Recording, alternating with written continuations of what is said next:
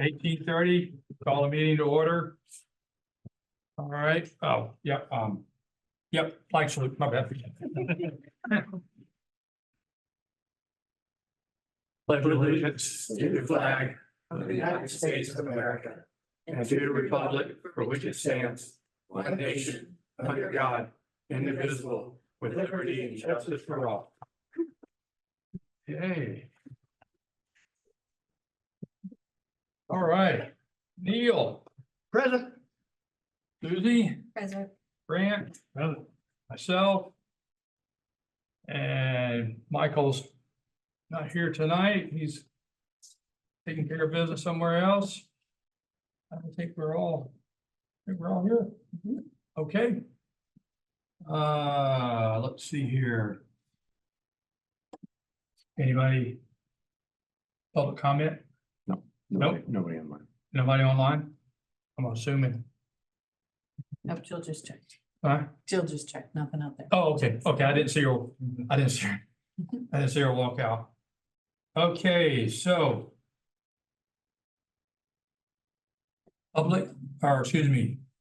Recognition.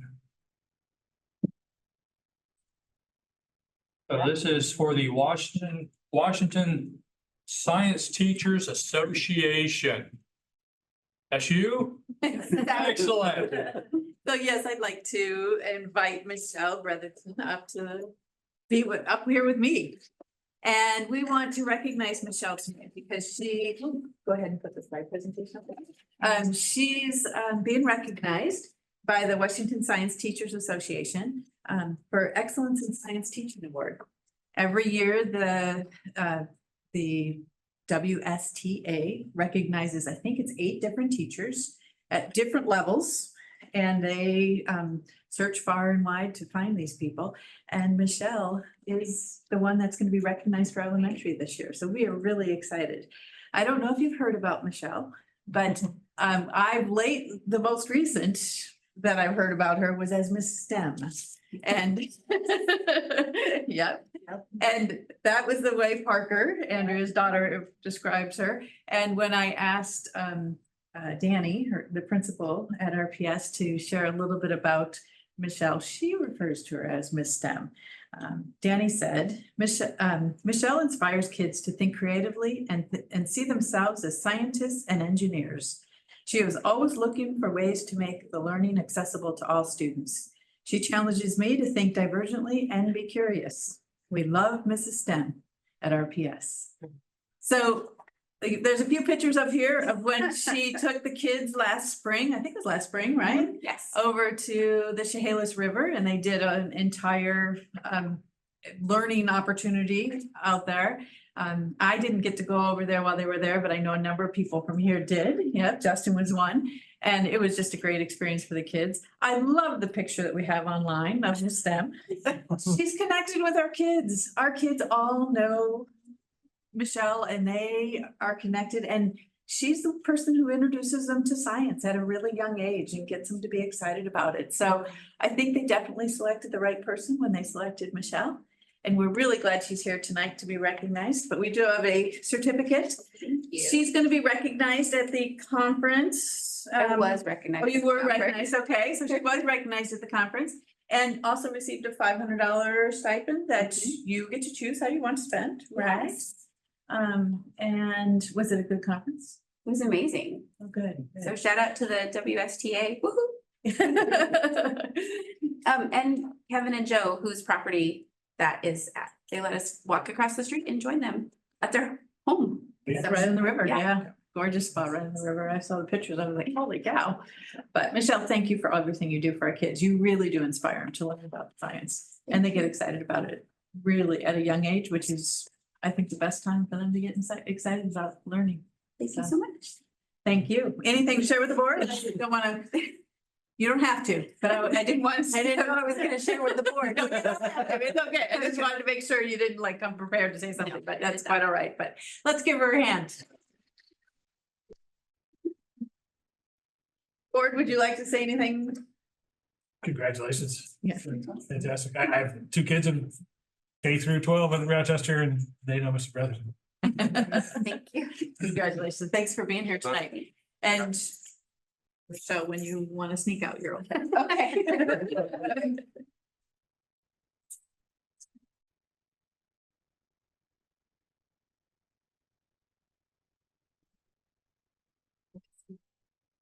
Okay.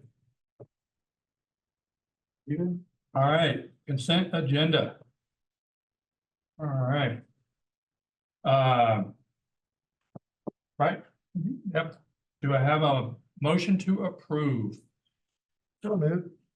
Can I get a second, please? Second. All right. Any discussions? No discussions? All those in favor? Aye. Any opposed? No opposition? Motion passed. All right.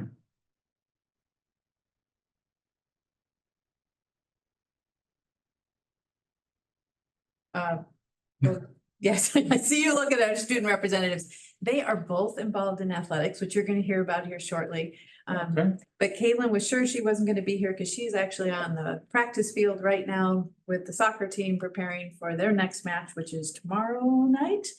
And Tristan wasn't sure if he was gonna make it. He's on the football team and they also are working hard and practicing because they have a game on Saturday. But like I said, you're gonna hear all about that soon. They Okay. said if you have any questions to share it with me and I will make sure I get your questions answered. No, they're not here, so I can't badger them to death. So we'll badger him to death, though. That's fine. I'm here. Yeah, that's it. That's it. All yours. Hey, good evening, everybody. Fall, we've got some celebrations this fall. Let's go ahead and open with the middle school. So season 1 football, cross country and girls soccer. You know, what I tried to provide for you were the turnout numbers and how they compared to the previous year. Just for your information, there's always seems to be some ebb and flow, but football had 47 and went undefeated this year. Mind you, they had one tie with Hoquiam. So and you know, the next couple of years, that's going to be a fun game, fun game. Girls soccer, you know, we always kind of hover around that 30 mark. We're up 7 compared to last year. Cross country, we had 15, and I thought I had up there. We had an increase in girls, which was encouraging. I wanted to say that 11 of those were girls, but that's always encouraging to see. Anytime we have an increase in female coming out in athletics, that's certainly a trajectory that we want to sustain. We're currently in season 2, co-ed wrestling girls and girls basketball.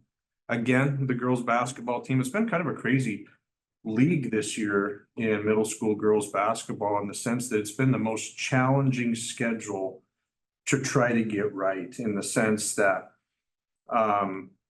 now that we're 1A, and these 1A schools, some of these schools are having 8th graders play up just to salvage high school teams.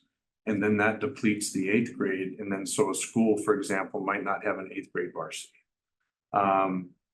And so it doesn't make schedules come together nicely. And in our situation this year, although we don't have 8th graders playing up, we have more 7th graders than we do 8th graders. So we have 8th graders just enough to make one team, a varsity team, but we have enough 7th graders to have a 7th varsity and a 7th JV. But it's been what we've been trying to do, athletic directors working together. There's no way I could go back to the original schedule and make sense of it, because we're trying to be good stewards to the community and money. And it doesn't make sense to put 10 players on a bus and send them to Hoquiam for a single game. So we've been trying to create triple headers where we can.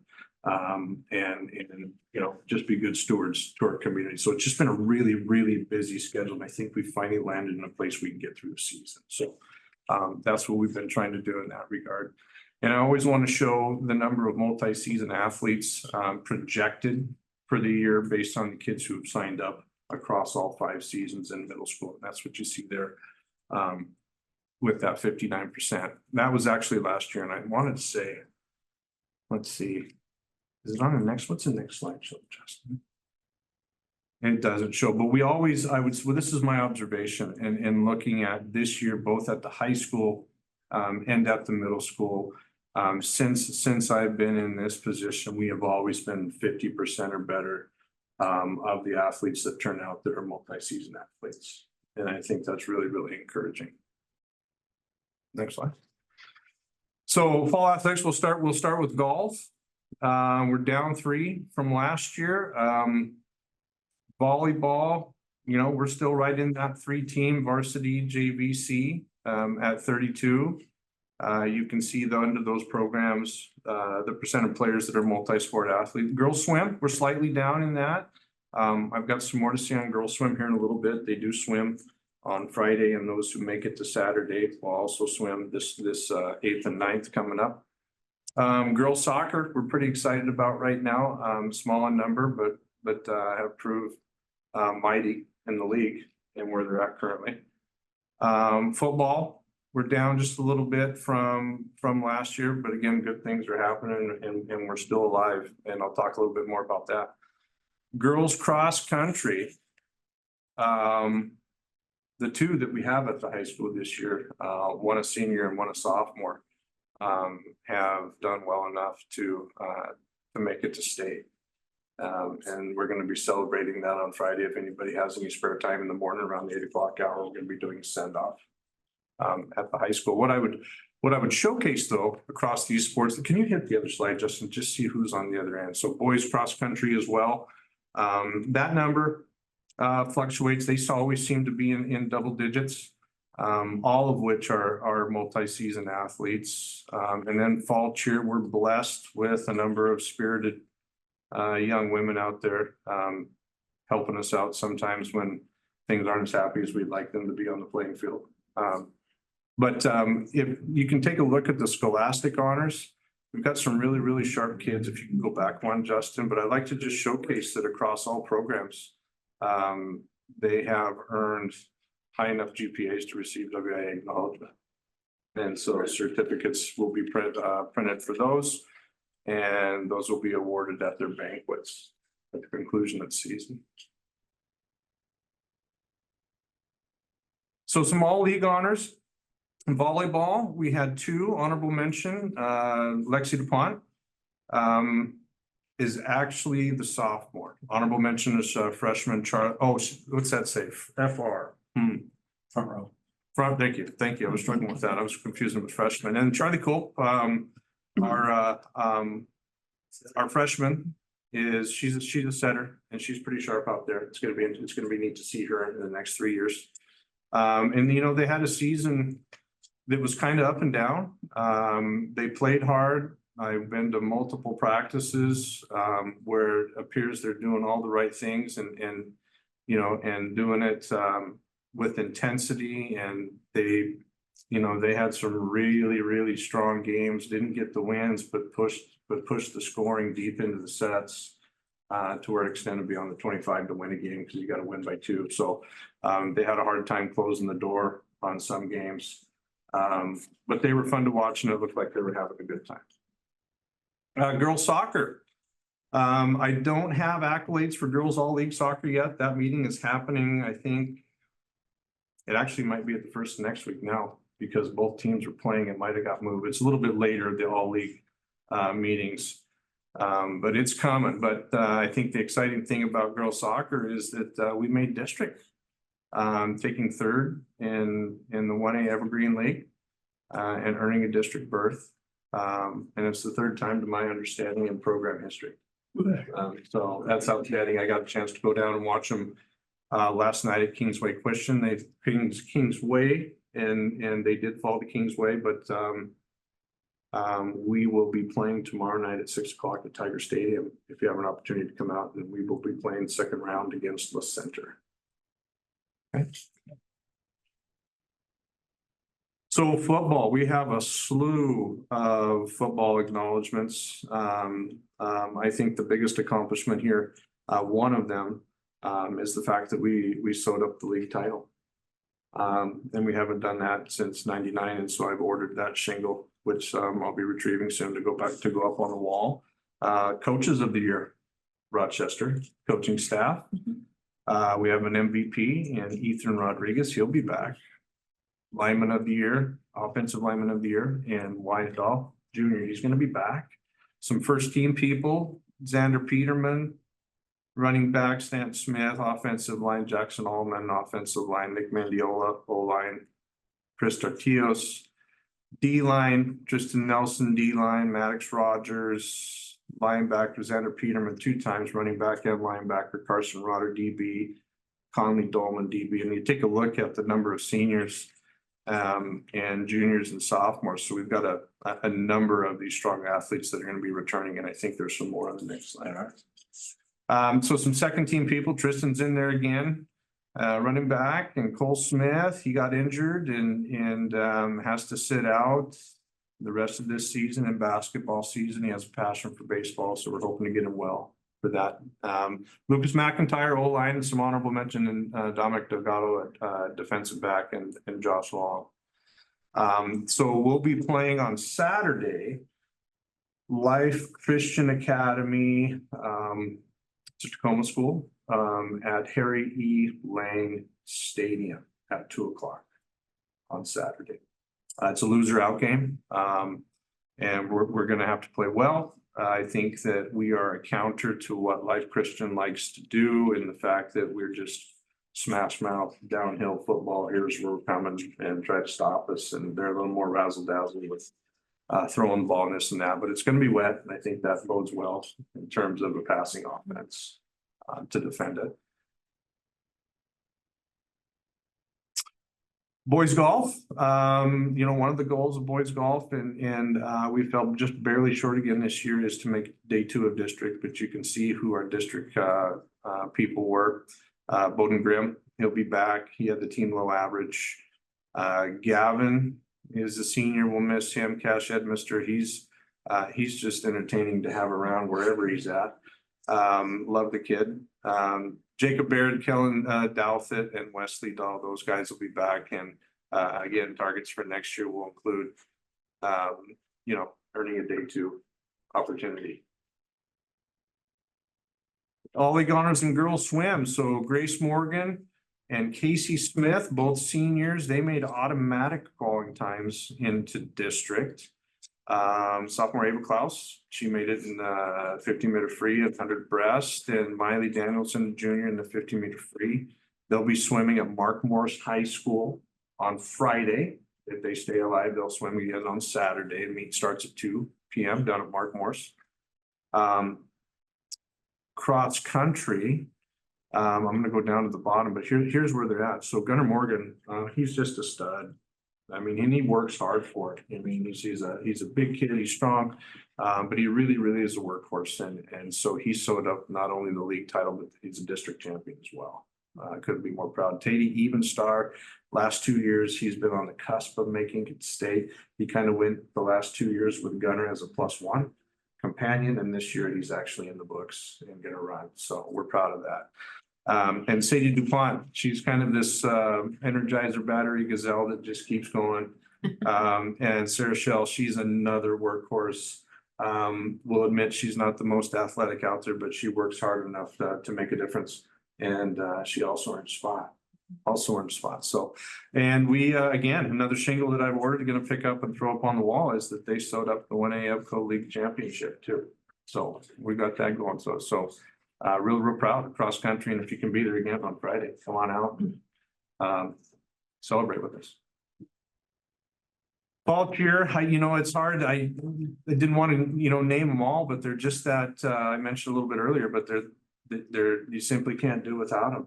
They're there in the happy times, and they're there in the less happy times, and they provide some energy when it's hard to find something. So we really, really like having them around. They'll be performing a halftime show on Saturday. So summatively, we've earned 2 league titles, 5 of 6 programs earned district berths, 1 individual league and district champion, 18 all league acknowledgements so far. Soccer hasn't happened yet. We're going to get some there too, I know.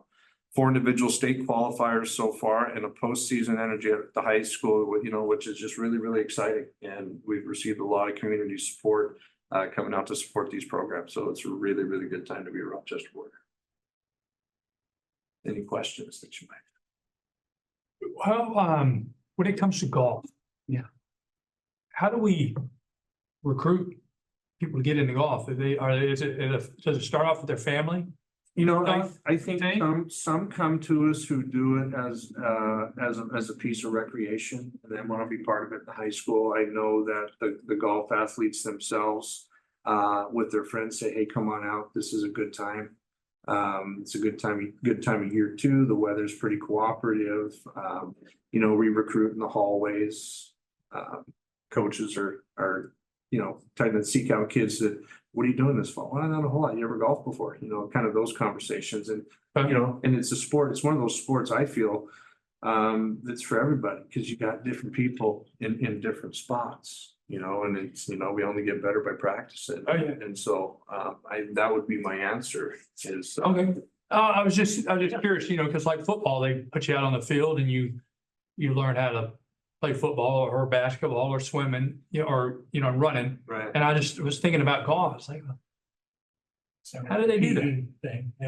yeah, not doing that in PE. Yeah. Yeah, you're not doing that. No, you're You not. And, you know, I think golf is one of those sports when you start to get into it, and I don't know if everybody's golfed in here before. I'm terrible at it. I golf maybe twice a year, and I might be at the AD conference. But when you get a hold of that ball and that sweet spot, you know, it makes you want to come back. It's like hitting a home run, and you hit that sweet spot on the bat. You really don't even feel it, and it jumps off there, and you really feel like you've accomplished something. And so, you know, it becomes one of those things that you want to come back and get better at.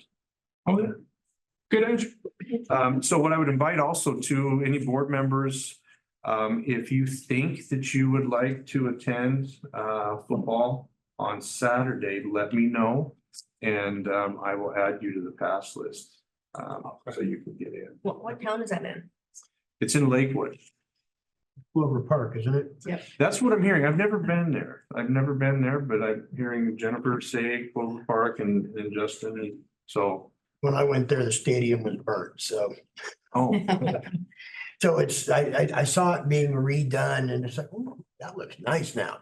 We didn't have. you know, it looked nice, and it's got its own opposite home and away covered bleacher section, so it looks like it. And I want to say, I mentioned it, I could be wrong, but I think somebody else mentioned to me that like there might be 3 different high schools around there that use that as their home football and soccer. Park, Lakes. So did you want to be on the list? Yeah, very communicative, Kevin. Yeah, He did communicate. Okay, got it, all right. Yeah, me, thank you. 2:00 Saturday. 2:00 Saturday, and if you're undecided and have to look at your schedules, shoot me an email. I'll Put give me on you- the list. I gotta do a couple of things, but I think I want to get there and do that. I was at the game on Friday night and watching the kids slide in the mud there on their bleacher area. Yeah. That was pretty cute. Yeah, okay, you're at it. They were rather muddy. It was like a big slip and slide. It's like where their bench was, and it's like they were all taking turns running and sliding, getting covered in mud.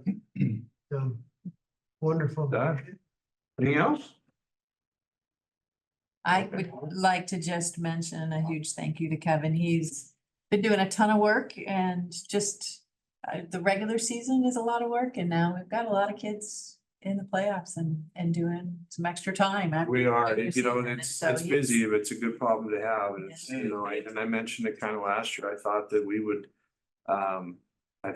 match up well in the 1As and it's happening. It's happening. So, The redistricting is nice to see, and not that we didn't have some competitive right.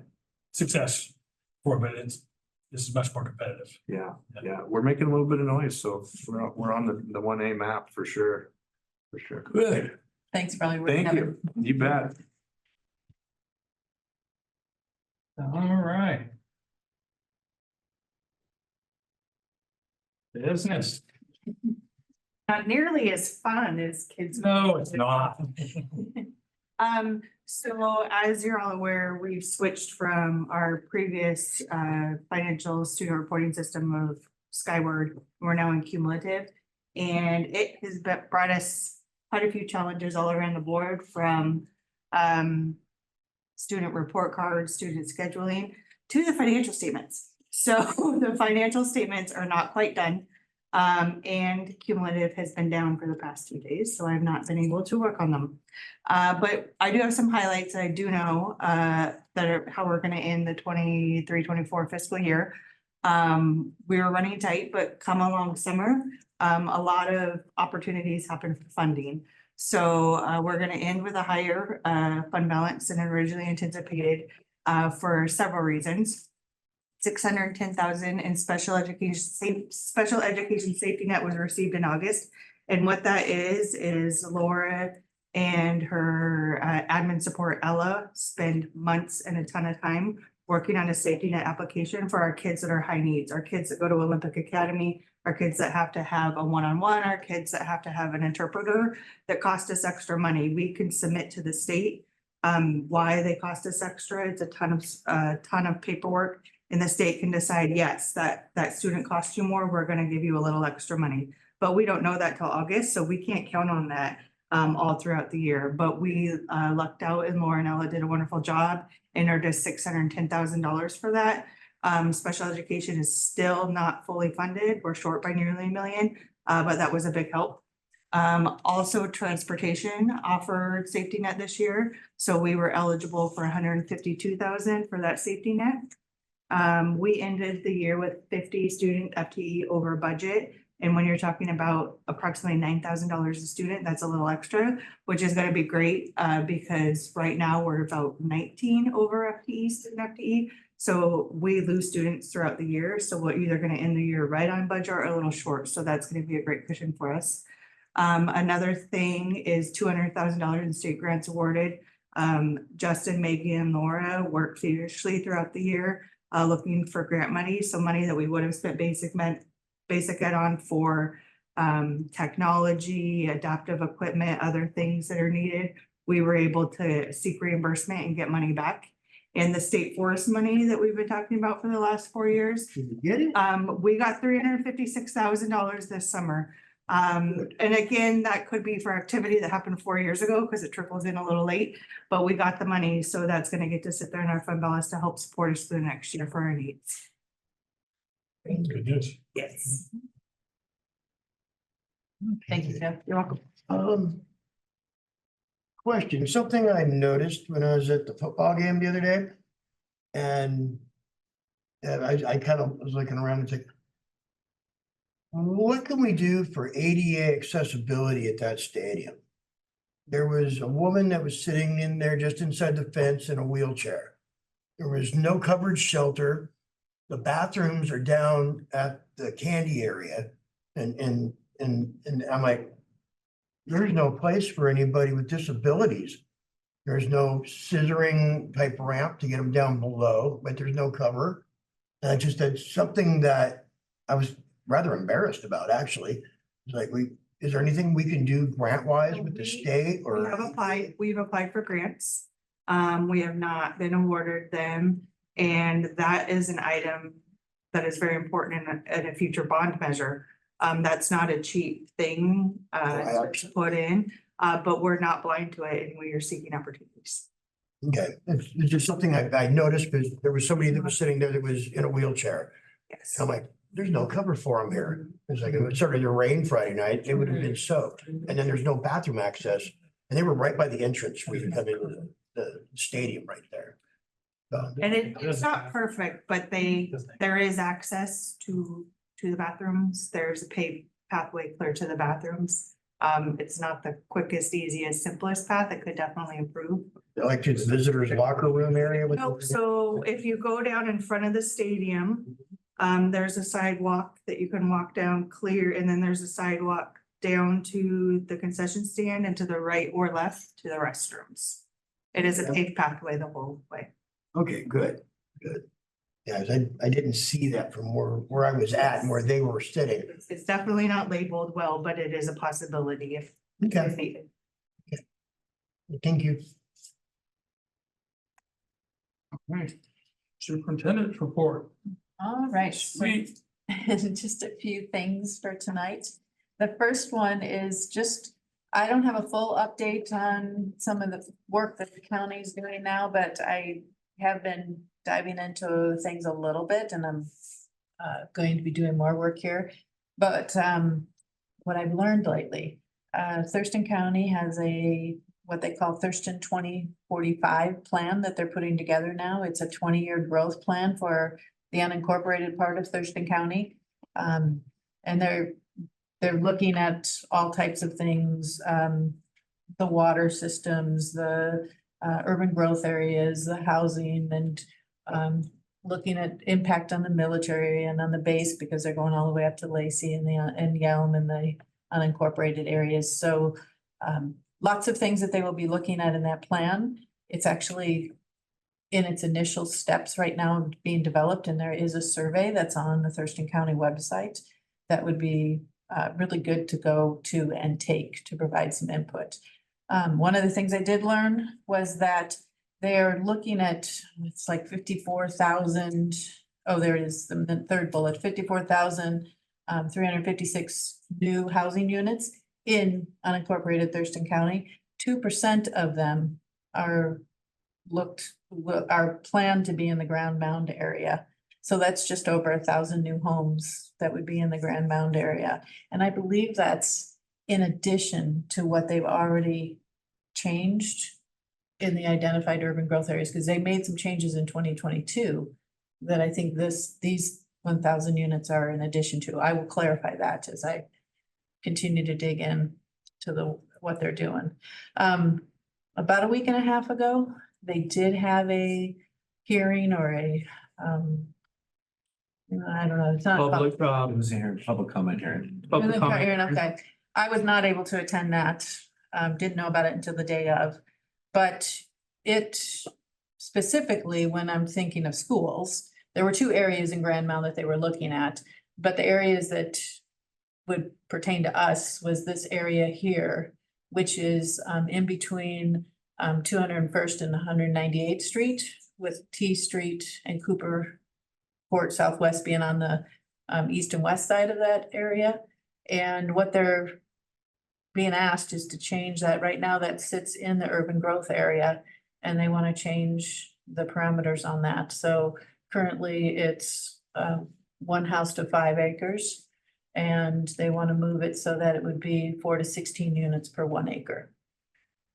So there's a lot of houses right there, and that is something they're looking at doing, not as part of the plan, but there's requests for it to be changed sooner than that. So it's not a big space. I drove by it. It's 20 acres. It's It doesn't look that big. 320 It units. burned a few years back. Did it? Oh, yeah. Ah, but But it would mirror the neighborhoods. that are on each That's right side. next to it. Yes, based on that, though, I mean, you're looking at 320 units in that 20 acres up to. And so Up there to you're not about talking, 400, you're not yeah. talking houses, you're talking. apartment Duplexes complexes. and things Yeah. like they're looking at. Because that's, Yes. so I read that somewhere. I don't know where I read that they were talking about apartments. And I don't remember, I'm assuming that's 16. Well, when they're doing 16 units per acre, they're looking at multi-family Duplex. duplexes, Okay. yeah. Yep. So I'll be looking into this more. I don't have much more information than just a basic understanding right now of what we're looking at. But the county really does see the Grand Mound area as the place that they're going to be encouraging growth. And a substantial amount of it. You should ask about over by Rochester lumber. Yeah, that's Okay. another area, but they're not talking about that for residential, No. but it is, Commercial. yeah. Mhm. Were there thoughts about school expansions or building a school in this area? Buying land and somewhere, that was, yep. No, we gotta have what? 400 kids that are gonna be at least 400, and then with Could, continued growth. yep, could be that, well, definitely in that Thurston 2045, there's definitely gonna be, by the time we get there. But there's a whole bunch of other areas that have already been moved from the urban growth area to residential areas. And that's already gonna be bringing in more homes once they start construction. So we've got work to do, and You know, they resolved the pocket gopher thing, and so that was something that was tying up land to space, the 1 per 5 acres. And then they changed that, so now I expect a lot more growth in the area. So you don't think that any of these prospective builders are tribal, do you? Because if they were, we wouldn't be getting any tax money, which would not support any children. I don't know that, I don't know at this point. I know that, Not, I know a few of the other areas that are being moved to residential, or to a higher occupancy. of- yeah, I per just, acre. you They, know, I know all they are the- all the not. growth in the Grand Mountain from the tribal. Yep. It's just something to think about Yep. because that would really be a serious problem for, I think, for the school district. Mhm. It Yeah. is right now. Well, yeah. Part of our tax base is, but I don't know how we have they other could jobs, you know, build residential. people that are seeking employment. Just a thought, just a thought. Yeah,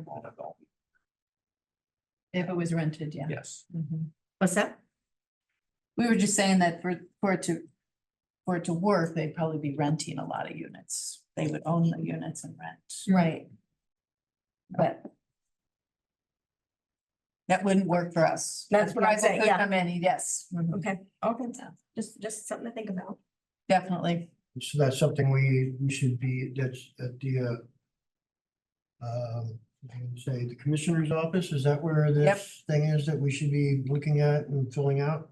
It's, if you look under land use, Land use? yep, on the Thurston County website. And then you could see Thurston 2045 plan. So just an update, the admin team has been doing learning walks. We finished our first set last month, just at the end of last month. Seeing a lot of good stuff in the classrooms.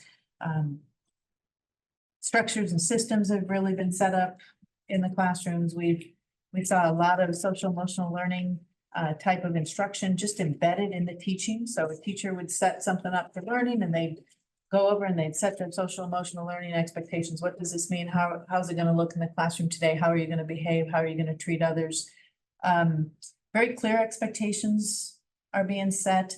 There's a high level of student engagement. We went into Rochester Middle School and boy, those kids were engaged and they were really working to do what the teacher said, and the teachers had them doing all kinds of things. We were talking about UDL earlier, and we saw examples of UDL being implemented where kids were being given different opportunities as to how they wanted to learn or demonstrate their learning. So just some exciting to see the kids were very engaged in what they were doing. We saw the new reading curriculum being implemented.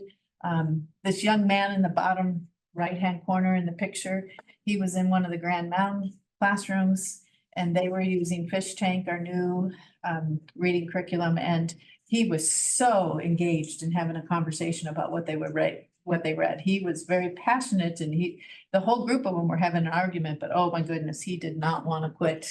It just, they're really, the new Fish Tank curriculum, these kids are really enjoying the new books that they have to read, and the teachers are enjoying teaching from that. So that's really good to see. Let's see, what else did we saw? We saw students writing. We did not see cell phones, which was really, it was something we all noticed that we just did not see them at the middle school or the high school. They were put away and the kids weren't using them. Lots of good stuff going on though, and it was really good to get out there and see. We're going back and we're going to be doing more learning walks, but teachers are doing great work and the kids are doing great work. Community connections, just to let you know a little bit about what's been happening around the area to support our families. There was a coat distribution. Crossroads Foursquare Church just finished doing a big coat distribution obviously many of the kids are Rochester students who benefited. They set up a space in the church and actually allow people to come in and shop for coats. So lots of kids got coats there. I think it was over 200 coats that they distributed. what is it, 2 weeks now? Thanksgiving, True Love Foundation, which is a organization from the Olympia Lacey area. They have told us that they will be bringing 50 Thanksgiving dinners down that will be given out to families. And then Operation Santa, which is run by Roof. They're doing Operation Santa again. If you or you know anybody else who's interested in helping, they're looking for people. You can choose to support their work in a number of different ways. You can adopt a family. And we are hearing from Kelly that they have more large families this year than they've had in a while. So if you maybe have some friends or maybe you have extended family that would like to adopt a family, that's one of the things you could do. You could purchase just a gift or a gift card and take it over to Roof and they'll put it in a package and start to put it with other put together families based on what people buy. They have a Santa wish list on Amazon that you can go and just purchase something off of that, or you can always just make a financial contribution. So if you want more information, I do have the form that Kelly puts out and would be happy to share. Veterans Day assemblies, they start tomorrow. Rochester Middle School and Grand Mound are tomorrow, 7:40 in the morning, and then 2:05 in the afternoon at Grand Mound. And then on Friday, Rochester Primary at 9 o'clock and the high school at 10. So, and I think we could do the cross country is send off to state at what time? About 8:30? Let's see, they're gonna report to class announcements, attendance, and then fill the hallways. That's probably closer to 8. Okay, so see, you got 8 o'clock. You could go and watch the cross country kids be sent off to state.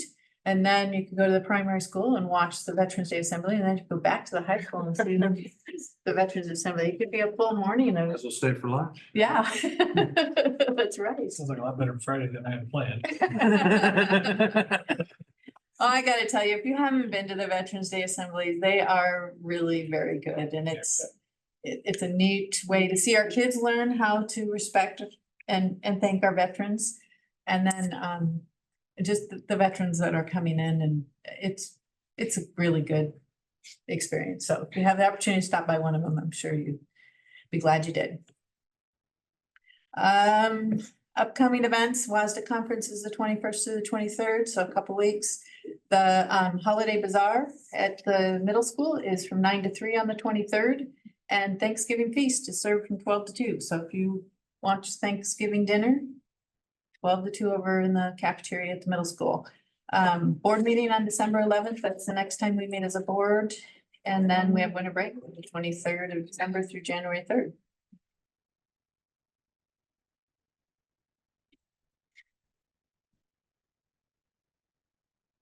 Okay. And I think we've got. And that, I worked that day, so the school board. December 11th you work? Yeah, I worked that day. Are you complete? I'm done. I'm done. Okay, new business.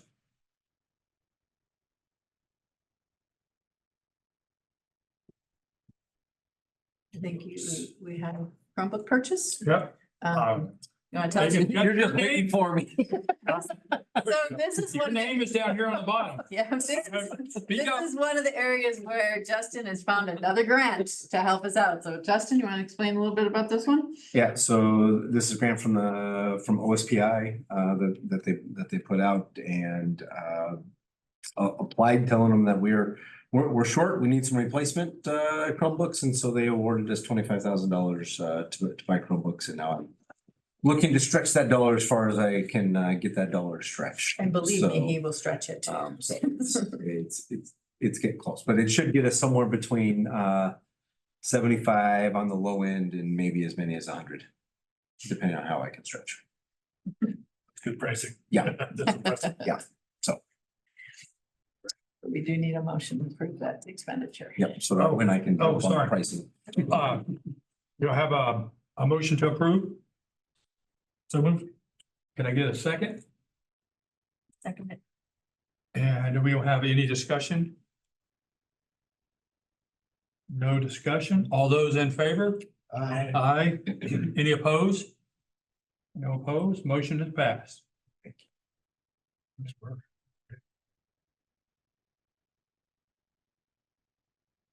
Surplus. So this is, I got your name on it. I was waiting for it. So this is a surplus list. It's a lot of curriculum. Our CKLA was the language arts, the elementary language arts curriculum that we are no longer using. And then you'll also see some baseball jerseys on there, which you can ask Andrea more about because she's been doing a great job trying to sell a lot of our old jerseys, but these are some that are gonna be surplus. And then you can see there's a vertical arm gate that maintenance has said we no longer need, and if Ed says we don't need it, we don't need it. Right? Okay, so we need to make a There's not much of a- motion on this one, okay. So there's not much of a market for previous old curriculum. No, I mean, surplus is the method. I try to, Oh, I try, but people just don't wanna buy or take. We got a burner somewhere. Okay, do I have a motion to approve? So moved. Okay, could I get a second, please? Second. Second? Any discussion? No discussion. All those in favor? Aye. Any opposed? No opposed. Motion is passed. All right. All right. First reading. So this is a policy, this is one of the policies that we were not able to discuss when we had our board retreat on the 5th of October. But it is a policy that, and there's an attached procedure that we do need approved. This is the Title I policy that speaks to family and parent engagement, which is a part of Title I that we have to make sure we're doing. It's best practices. All the research shows that when we have our parents and our families engaged, our students are more likely to be successful in their learning. One of the big changes here are that the federal government really wants us to make sure we clarify it's Title I, Part A. And the Part A is what speaks to the parent and family engagement. So you see Part A added in all of this, and you do have copies of the update behind your computers if you want to see a paper copy. But that's a big part of the changes. There are a few things that outline a more distinctly with the Title I Part A law.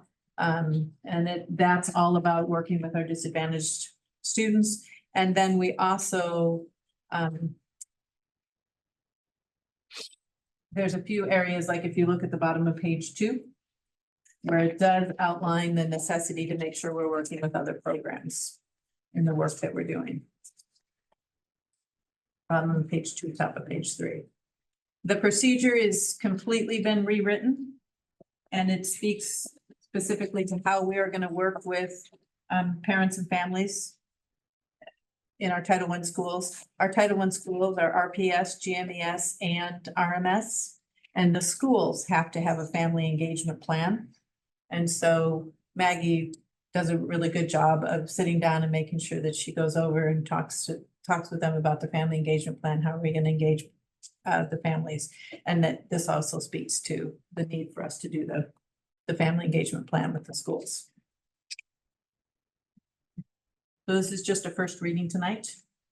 They did want to share it with you. If you have any questions, I'm happy to try and answer them. No, I was looking at it earlier. I don't know, it's just stuff we already do. Yep. It is things we already do. Okay. Making sure. Looks like, some grammatical, instead of having a capital, a lowercase a, they put a capital A.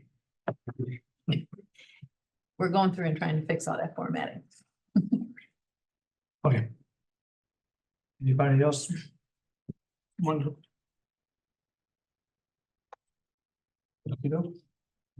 Okay, Okay, no, so our next one then is the MOU. And this is a MOU that is with our ESP. If we click on the actual MOU, it addresses how substitutes are requested. When we have, when a an EA is going to be sick for the day. Our current contract language was specific and it said that they needed to call Frontline and then enter their information in Skyward. We no longer are using Frontline and Skyward is now cumulative.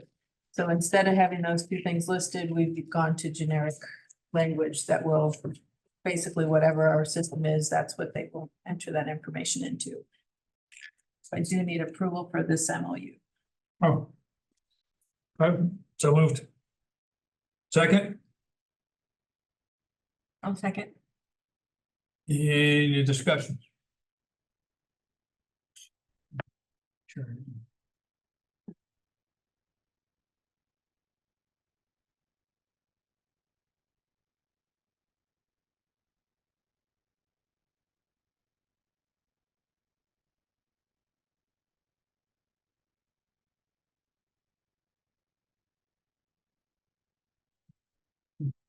Okay. Did I ask any discussion? Yep, okay. All those in favor? Aye. Aye. Any opposed? No opposed, the motion is passed.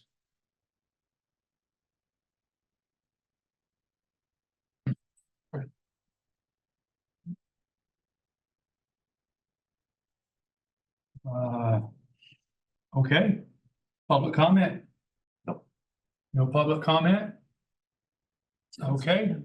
Huh? Hasn't moved. Hasn't moved. Hadn't moved yet. Lights are off. We're having his dog moved.